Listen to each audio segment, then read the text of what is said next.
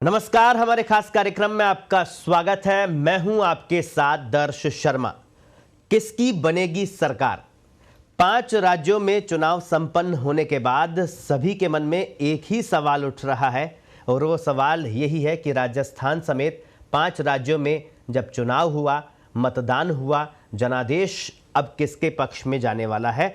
इसी सवाल का जवाब लेकर आए हैं हम एग्जिट पोल, जिसमें हम एग्जिट पोल की जगह से पंडित पोल कहा जाए तो गलत नहीं होगा, क्योंकि 5 राज्यों में किसकी सरकार बन रही है, सरकार बन रही है तो बहुमत कितना होगा, बहुमत का आंकड़ा कितना होगा और मुख्यमंत्री का चेहरा कौन होगा, ऐसे सभी सवालों का जवाब हम इस कार्यक्रम में तलाशने की कोशिश करेंगे। हमारे साथ में जो विद्वान हैं उनसे मैं आपका परिचय करा दूं। हमारे साथ में स्टूडियो में ज्योतिषाचार्य पंडित चंद्रमोहन दादीच हैं। चंद्रमोहन जी, आपका बहुत बहुत स्वागत है।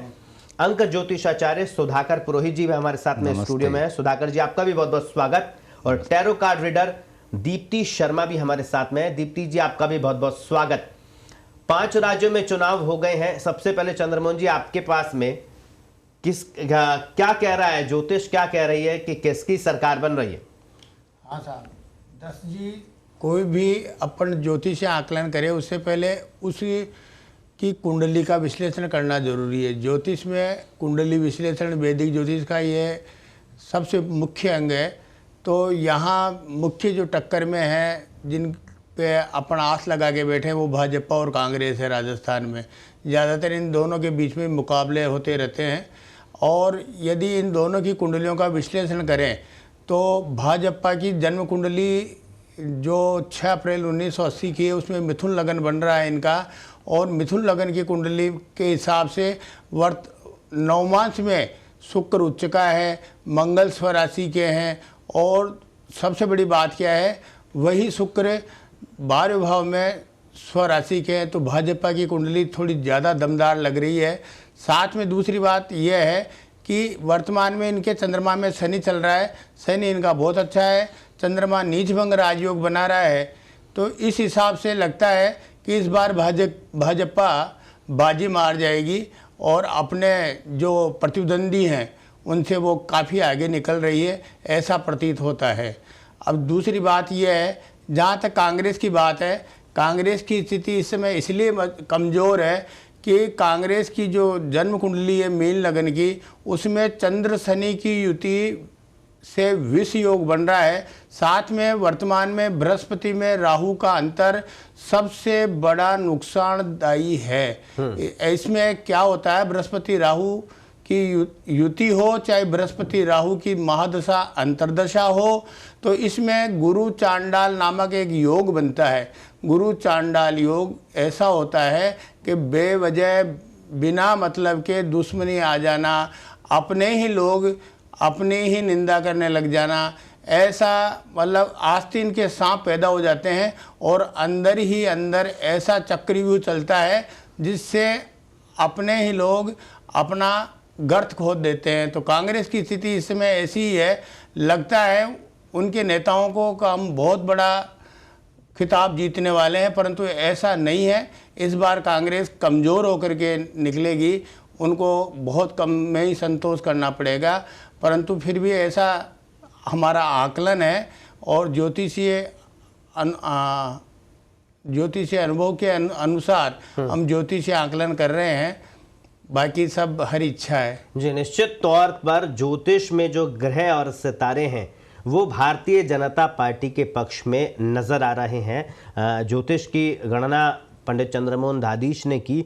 उनका ये मानना है कि जो भाजपा की कुंडली है वो सत्ता बनाती हुई नजर आ रही है, उसमें जो ग्रह हैं वो भाजपा के पक्ष में नजर आ रहे हैं। हमारे साथ में अंक ज्योतिषाचार्य सुधाकर पुरोहित जी है। सुधाकर जी, अंक ज्योतिष क्या कह रहा है, किसकी सरकार बन रही है? अपन 5 राज्यों का विश्लेषण करें तो 5 राज्यों में चुनाव है, 5 राज्यों की बारी बारी से आप विश्लेषण करें। देखिए, इस बार जो चुनाव होने जा रहे हैं उनकी जो तारीख आई, उसमें आप देखें कि राजस्थान की जो पहले मतदान की तिथि थी वह 23 नवंबर आई थी और बाद में उस दिन प्रबोधिनी एकादशी यानी कि अबूझ मुहूर्त था, विवाह बहुत अधिक थे, तो तारीख बदलकर 25 नवंबर हुई। तो ये अनएक्सपेक्टेड है, क्योंकि ऐसा बहुत कम देखने को मिलता है कि चुनाव आयोग कोई तारीख फिक्स कर दे और वह बाद में बदले। तो आप देखेंगे कि छत्तीसगढ़ में 7 और 17, मध्य प्रदेश में 17 और राजस्थान में 25 नवंबर। तो ये तीनों ही तिथियों में कहीं ना कहीं 7 नंबर का आपको जो है बहुत अधिक प्रभाव देखने को मिलेगा। 17 तारीख का कुल अंक 8 आता है, लेकिन 7 और जो 25 है उसका 7 नंबर आता है। तो सबसे पहले तो ये निश्चित मानिए कि जो भी इन राज्यों में जहाँ जहाँ चुनाव हुए हैं, तेलंगाना का चुनाव 30 नवंबर को हुआ है आज, तो बाकी 3 जितने भी राज्य हैं, चाहे वह राजस्थान हो, छत्तीसगढ़ हो, मध्य प्रदेश हो, यानी कि जो सरकार आएगी पूर्ण बहुमत वाली सरकार होगी, यानी त्रिशंकु सरकार होने की जो आशंका है ऐसा नहीं है। ऐसा नहीं है कि राजस्थान में भाजपा या कांग्रेस को 100 से कम सीटें मिल जाए और निर्दलीय समर्थन देकर के सरकार बनाए, क्योंकि 7 नंबर का जो स्वामी है वह केतु माना गया है, वेस्टर्न में उसमें नेपच्यून उसका लॉर्ड मानते हैं, तो वह एक क्लियर मैंडेट को देने वाले ये दोनों ग्रह हैं। तो ये निश्चित है कि मैंडेट जो है वह क्लियर आएगा। अब कौन से राज्य में कौन सी सरकार बनेगी, इसकी अगर अपन कैलकुलेशन करते हैं, राजस्थान की हम बात करते हैं, तो राजस्थान में कांग्रेस में मुख्यमंत्री अशोक गहलोत जी के नेतृत्व में पूरा चुनाव लड़ा गया है, और भाजपा में सीपी जोशी जी जो प्रदेश अध्यक्ष हैं उनके नेतृत्व में चुनाव लड़ा गया है। लेकिन यहाँ मुख्यमंत्री का चेहरा निश्चित नहीं है। कांग्रेस में तो हम मान के चलते हैं कि अशोक गहलोत जी एक मुख्यमंत्री का चेहरा है, कांग्रेस सत्ता में आएगी, बहुमत मिलेगा तो मुख्यमंत्री बन जाएंगे। लेकिन भाजपा में देखें तो ऐसा नहीं लगता है कि वह उन्होंने कोई मुख्यमंत्री का चेहरा नहीं बनाया, उन्होंने मोदी गारंटी या मोदी जी के नाम पर पूरा चुनाव लड़ा है। तो इसमें हम अंक देखते हैं, अशोक गहलोत जी के जो अंक हैं वह कहीं ना कहीं 25 नवंबर 2023 का जो मतगणना है उससे इतना जो है मैच नहीं करता, यानी कि इतना उनके लिए ये अंक जो 7 नंबर है इतना सपोर्ट वाला नहीं दिखता है। वहीं भारतीय जनता पार्टी ने सीपी जोशी जी के नेतृत्व में चुनाव लड़ा है, तो भारतीय जनता पार्टी के अंक और सीपी जोशी जी के अंक काफ़ी सिमिलर हैं, यानी कि उनके नेतृत्व का जो लाभ है वह भाजपा को निश्चित मिलेगा। और जो भाजपा के लिए कहा जाता था कि वहाँ के नेताओं में काफ़ी मतभेद हैं और उसका नुकसान चुनाव में होगा, ऐसा नहीं भी देखने को मिला, क्योंकि सीपी जोशी जी के अंक और भारतीय जनता पार्टी के अंक सिमिलर होने से उसका ये फ़ायदा मिला है, और मोदी जी के नेतृत्व का भी लाभ भाजपा को मिलता दिख रहा है। तो कहीं ना कहीं जो अंक ज्योतिष के आधार पर हम ये कह सकते हैं कि राजस्थान में जो क्लियर मैंडेट है वह बीजेपी के लिए है, यानी कि बीजेपी को एक अच्छा बहुमत मिलेगा, ऐसा संकेत जो है अंक ज्योतिष करती है। वह आंकड़ा कितना होगा, 100 से तो ऊपर होगा ये निश्चित है। वह कितना होगा, यानी कि आप मान के चले कि 2003 में भाजपा ने 120 सीटें जीती थी और 2013 में लगभग 160 से अधिक सीटें जीती थी।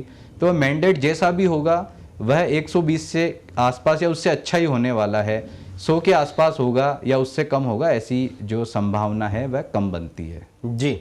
और मध्य प्रदेश छत्तीसगढ़ की बात करें तो जैसा ये तो निश्चित मान करके चलें, चाहे छत्तीसगढ़ हो, मध्य प्रदेश हो, क्लियर मैंडेट मिल रहा है, तो वहाँ भी जो सरकार बनेगी वह मध्य प्रदेश में भी जो पार्टी है, चाहे भाजपा हो चाहे कांग्रेस हो, क्लियर मैंडेट मिलता हुआ दिख रहा है। और ये स्थिति छत्तीसगढ़ में है। लेकिन न्यूमरोलॉजी के आधार पर देखें तो कहीं ना कहीं वहाँ पर जो कमलनाथ जी के जो अंक हैं, क्योंकि मध्य प्रदेश में चुनाव हुआ है 17 तारीख को, जहाँ पर उसका कुल अंक 8 होता है, कमलनाथ जी के कुल जो हैं 4 अंक उनका न्यूमरोलॉजी के हिसाब से है। तो सपोर्ट के हिसाब से देखें तो कमलनाथ जी को वहाँ का चुनाव, वहाँ का जो मतदान तिथि है या जो न्यूमरोलॉजी के हिसाब से कैलकुलेशन है वो थोड़ा सपोर्ट करता है। तो कहीं ना कहीं कांग्रेस थोड़ी मध्य प्रदेश में स्ट्रॉन्ग स्थिति में दिखाई दे रही है। और लगभग ये स्थिति छत्तीसगढ़ में भी है कि वहाँ, हालांकि छत्तीसगढ़ में कांटे की टक्कर है, और जो छत्तीसगढ़ में स्थिति यह है कि कांग्रेस काफ़ी स्ट्रॉन्ग पोजीशन में दिख रही है। हम तो ये मान के चल रहे हैं कि छत्तीसगढ़ में कांग्रेस की ही सरकार बननी है, लेकिन हो सकता है कि बहुमत से जो पिछली बार जो मध्य प्रदेश छत्तीसगढ़ में जो कांग्रेस को बहुत अच्छा आंकड़ा मिला उससे कुछ सीट्स कम हो सकती है, लेकिन छत्तीसगढ़ में भी कहीं ना कहीं जो है पूर्ण बहुमत कांग्रेस को मिलता हुआ न्यूमरोलॉजी के हिसाब से दिखाई दे रहा है। तो छत्तीसगढ़ में सरकार तो बना रही है कांग्रेस, लेकिन जो बहुमत का जो पिछली बार बम्पर बहुमत मिला था, जनादेश एक तरह से पूरी तरह से छत्तीसगढ़ में कांग्रेस के पक्ष में था, वो अब सीटों की जो संख्या है वो कम हो जाएगी। हमारे साथ में tarot card reader Deepti Sharma ji हैं। दीप्ति जी, ज्योतिष और अंक ज्योतिष तो भाजपा की सरकार राजस्थान में बना रहे हैं, टैरो कार्ड क्या कह रहा है? देखिए दक्ष जी, जब सभी लोग बात कर रहे थे तो उस वक्त मैं अपने कार्ड्स को निकाल रही थी और कार्यक्रम में मैं आगे बोलने से पहले सबसे पहले कहना चाहूंगी कि देखिए, हम लोग भगवान नहीं हैं, तो यहाँ हम किसी भविष्यवाणी को करने नहीं बैठे हैं, बट कुछ संभावनाएं हैं जो अपनी अपनी विद्याओं के द्वारा हमें प्राप्त हो रही हैं, जो हम आपके समक्ष रख रहे हैं।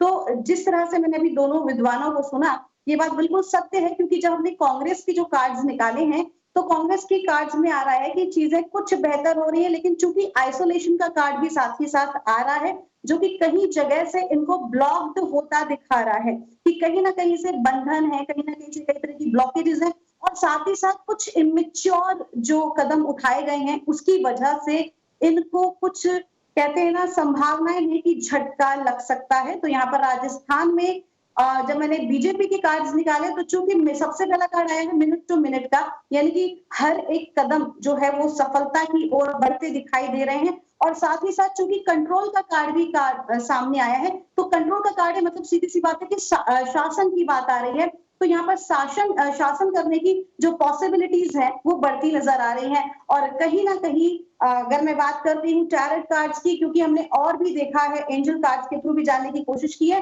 तो यहाँ बीजेपी को रिकवरी मिलेगी। अभी तक जितनी ज्यादा जो परेशानियां उन्होंने झेली हैं, कहीं ना कहीं अब जो समय है वो कहीं ना कहीं उनके बेनिफिट का होता दिखाई दे रहा है। तो क्लियर सी बात आ रही है कि टेक एक्शन का कार्ड है, यानी कि कर्मा का और आगे बढ़कर अपने पद को प्राप्त करने का, तो ये संभावना जो है वो बीजेपी के पक्ष में दिखाई दे रही है राजस्थान में।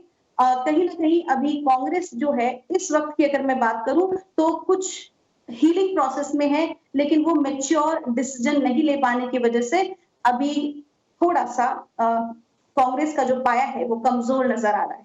जी दीप्ति जी, राजस्थान में तो tarot card Bharatiya Janata party के पक्ष में है। बात अन्य राज्यों की करें, क्योंकि 5 राज्यों में चुनाव हुआ था, मध्य प्रदेश, छत्तीसगढ़, मिजोरम, तेलंगाना, यहाँ क्या स्थिति है? जी, इसके लिए आपको मैं कार्ड्स को फिर से निकालती हूँ और चेक करती हूँ। यहाँ पर हम साथ ही साथ डाउजर का भी उपयोग करेंगे। हम बात अगर कर रहे हैं यहाँ पर छत्तीसगढ़ की,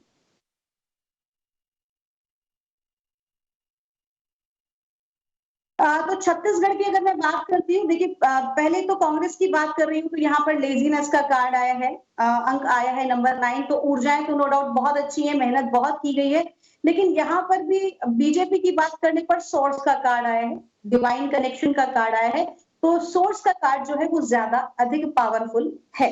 तो कहीं ना कहीं संभावनाएं जो है वो बीजेपी के पक्ष की है। जी जी। और मध्य प्रदेश में, अब छत्तीसगढ़ में टैरो कार्ड ये कह रहा है कि छत्तीसगढ़ में कांटे का मुकाबला है, लेकिन जो संभावनाएं हैं टैरो कार्ड के मुताबिक छत्तीसगढ़ में भाजपा इस वक्त मजबूत स्थिति में नजर आ रही है। मध्य प्रदेश की हम फलादेश भी पूछ लेते हैं। जी दक्ष जी,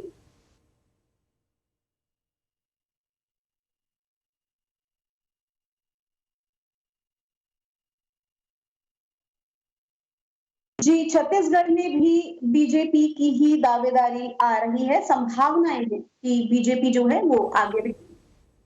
जी निश्चित तौर पर टैरो कार्ड छत्तीसगढ़ में भाजपा की सरकार बना रहा है, जबकि ज्योतिष और अंक ज्योतिष कांग्रेस के पक्ष में नजर आ रहे हैं, क्योंकि 5 राज्यों में चुनाव हो चुके हैं। राजस्थान की बात करें तो राजस्थान में जो ज्योतिष है, अंक ज्योतिष है, टैरो कार्ड है, वो भारतीय जनता पार्टी की सरकार बनाते हुए नजर आ रहे हैं। हमारे साथ में पंडित चंद्रमोहन दादीच जी हैं। चंद्रमोहन जी, भाजपा की सरकार ज्योतिष के हिसाब से भाजपा की कुंडली मजबूत आ रही है, कितनी सीटें भारतीय जनता पार्टी को मिल रही है? देखिए दर्श जी, इसमें राजस्थान का गोचर देखें अपन, तो राजस्थान की जो तुला राशि है उसके हिसाब से देखें तो उनका इस समय सबसे अच्छा भाजपा का समय चल रहा है, क्योंकि भाजपा की जो राशि है वृश्चिक, वो धन भाव में है और धन भाव कुटुंब भाव है। तो इन्होंने क्या कुटुंब के सहयोग से कार्य किया है और एक दूसरे मिलकर के जो कार्य किया है, किसी की टांग खिंचाई नहीं हुई है यहाँ पे, और एक दूसरे मिलकर सहयोग करने से यहाँ पर इनकी सत्ता भी आने वाली है। दूसरी सबसे बड़ी बात क्या है कि तुला लग्न का जो कारक है वो है शनि। शनि 30 नवंबर को वो 4 नवंबर को मार्गी हो गए हैं। मार्गी होने के बाद में इन्होंने भाजपा के पक्ष में ऐसा तगड़ा माहौल बनाया और ये एक चमत्कारिक माहौल बना और लास्ट के टाइम में भाजपा ने कड़ा मुकाबले में ला करके और जीत की ओर अग्रसर कर दिया। साथ ही दूसरी बड़ी बात है कि भाजपा को यदि राजस्थान में देखा जाए तो सबसे ज़्यादा सीट तो नहीं, परंतु 120 से 22 सीट के बीच में भाजपा की सीट आ सकती है। वहीं कांग्रेस को 60, 65, 70 तक जा सकती है और अन्य व निर्दलीय 8 से 10 लोग आ सकते हैं। खासकर भाजपा की जो कुंडली है उसमें कई गिने चुने चेहरे इस बार जीत का परचम लहराएंगे। वहीं कांग्रेस की यदि राजस्थान की कुंडली देखें तो इनके जो बड़े बड़े पहाड़ थे वो धराशायी होते नजर आ रहे हैं, क्योंकि इसमें एक सबसे बड़ी समस्या यह हुई कि मतदान जिस दिन हुआ उस दिन पंचम भाव जो मतदाता का भाव है वहां से कुंभ राशि में शनि भ्रमण कर रहे थे। शनि क्या, मतदाता और मजदूर, सर्वहारा मजदूर वर्ग का स्वामी है शनि, प्रजातंत्र का कारक है शनि। तो प्रजातंत्र का कारक होने के नाते प्रजातंत्र का ये जो उत्सव था, त्योहार था, इसमें ज्यादा से ज्यादा लोगों को इन्होंने बाहर निकाला शनि ने। और राजनीति की एक बहुत बड़ी कहावत है कि नेता सब कुछ पाले, सब कुछ पाले, हाथी पाले, घोड़ा पाले, कार पाले, परंतु मगरूर नहीं पाले। तो इस बार कांग्रेस के कुछ नेताओं ने मगरूर पाला। तो ये शनि क्या है, न्यायाधीश के रूप में उनको दंडाधिकारी बन करके, और इस बार ये समझिए कि उनकी लुटिया डूबेगा। और सबसे बड़ी बात ये कह सकता हूँ, उनको सजा ही मिलेगी और बहुत से बड़े बड़े नेता धराशायी हो जाएंगे चुनाव के माहौल में। और एक सबसे बड़ी बात यह है कि चुनाव हो जाने के बाद, सरकार बन जाने के बाद भी इन नेताओं का ये शनि मार्च 2025 तक पीछा नहीं छोड़ेगा।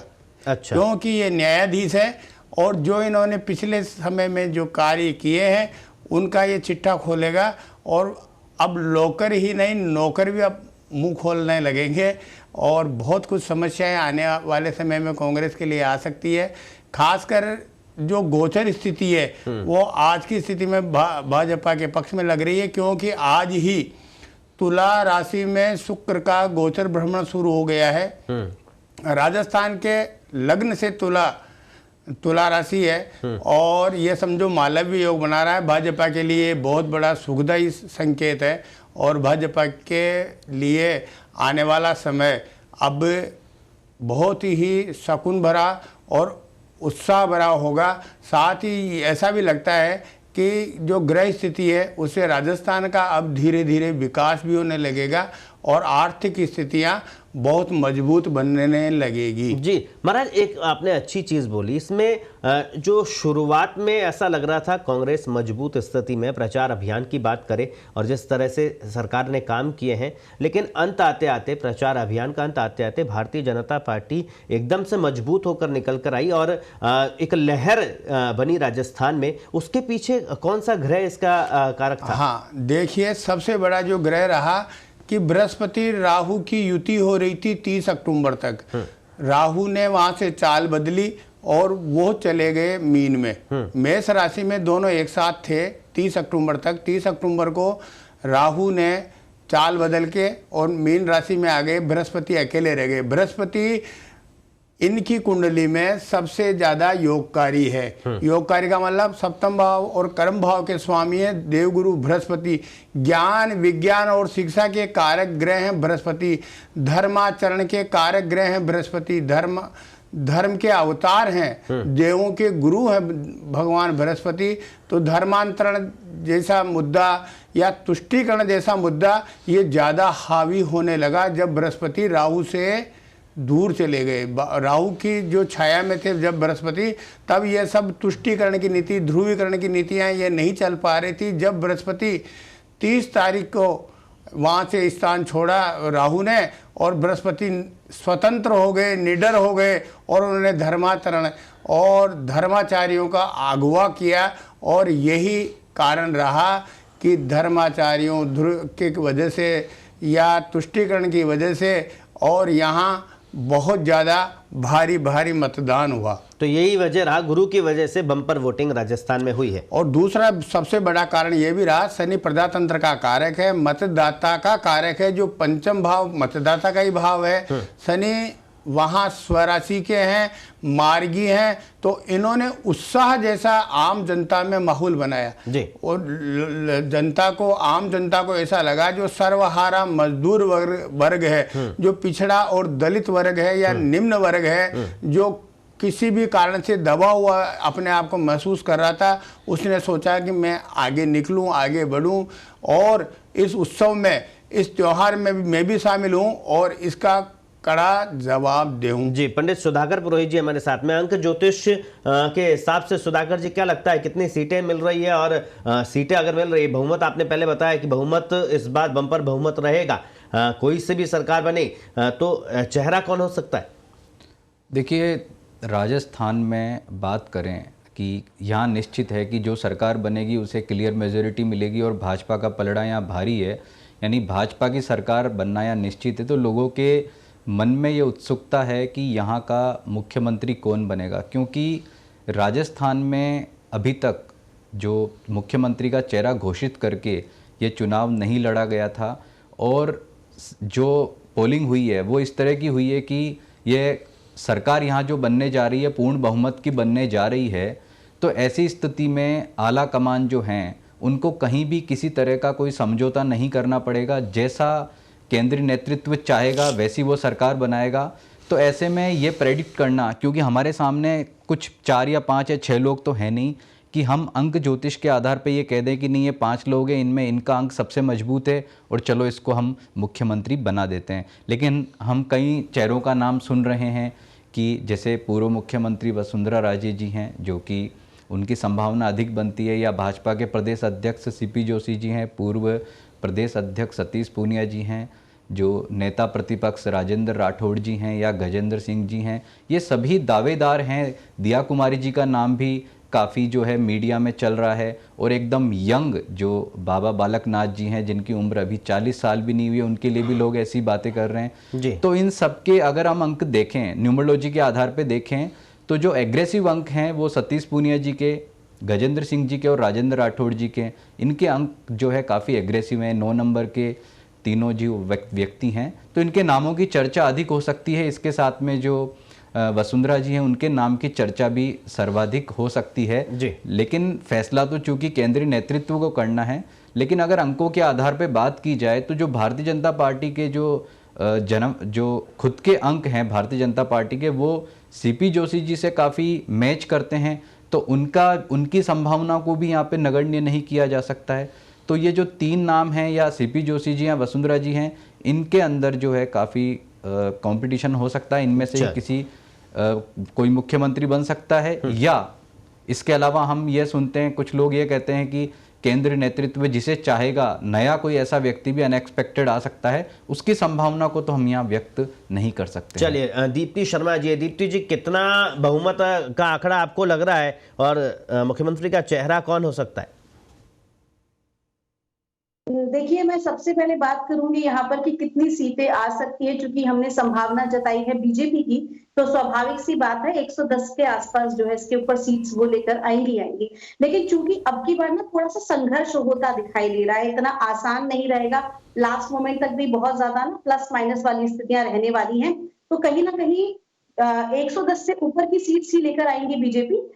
लेकिन अगर एक्यूरेट मैं बता सकूं तो वो अभी संभव नहीं है, लेकिन हाँ 110 से ऊपर बीजेपी सीट्स लेकर आ रही हैं। और साथ ही साथ ये भी आ रहा है कि मुख्यमंत्री का जो चेहरा है, वो अभी जो हमारी पूर्व मुख्यमंत्री रही हैं वसुंधरा राजे भी, वो तो नहीं दिखाई दे रही हैं।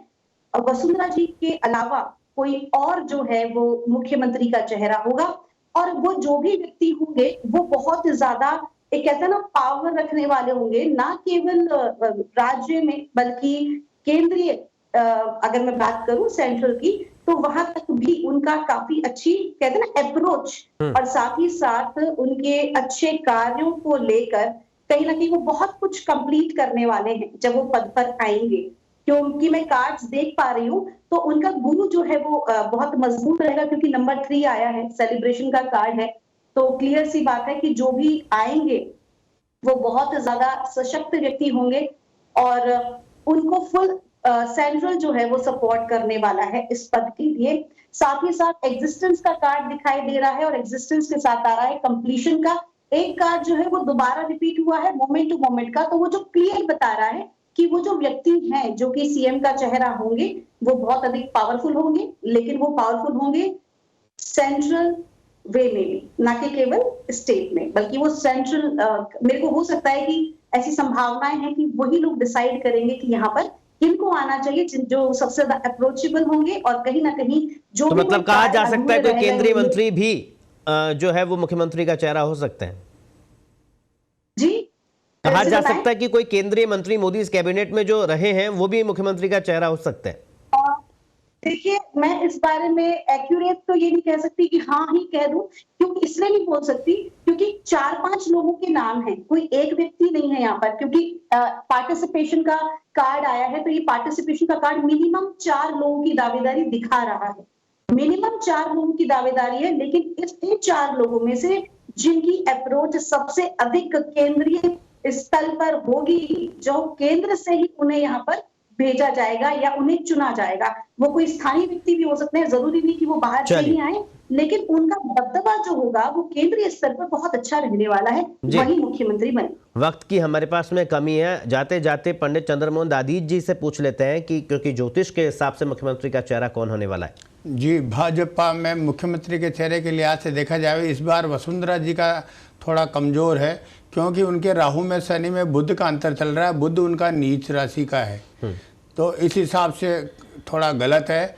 ऐसा ही मैं आपको एक बीच में बात रह गई थी मेरे से, अभी कांग्रेस की कुंडली में बृहस्पति में राहु चल रहा है और गहलोत जी कुंडली में राहु में गुरु चल रहा है, दोनों के चांडाल योग बन रहे हैं, तो उनकी तो कोई दूर दूर तक समस्या वो तो आ ही नहीं सकते। पर भाजपा में 2 राशियां मुख्य रूप से टक्कर में है। पहली है वृष राशि, उसमें आते हैं ओम बिड़ला जी हैं, बाबा बालकनाथ हैं। दूसरे हैं तुला राशि, उसमें राजेंद्र सिंह राठौड़ है और राज्यवर्धन सिंह राठौड़ है, ये 2 हैं। और फिर है मीन राशि, वो है दिया कुमारी जी। चलिए, इन चारों के नामों पे ज़्यादा फोकस किया जा सकता है। निश्चित तौर पर जनादेश क्या है वो तो 3 दिसंबर को जब दोपहर बाद तस्वीर साफ होगी मतगणना वाले दिन तो सामने आ ही जाएगा। लेकिन जो एग्जिट पोल जिस तरह से चल रहे थे, तो पंडित पोल अगर की बात करें तो टैरो कार्ड, अंक ज्योतिष और ज्योतिष, ये तीनों ये मानते हैं कि राजस्थान में इस बार भारतीय जनता पार्टी की सरकार बनने वाली है। तो फिलहाल के लिए इस चर्चा में आप सभी मेहमान शामिल हुए, उसके लिए बहुत बहुत धन्यवाद। आज इस खास कार्यक्रम में इतना ही, मुझे दीजिए अनुमति, नमस्कार।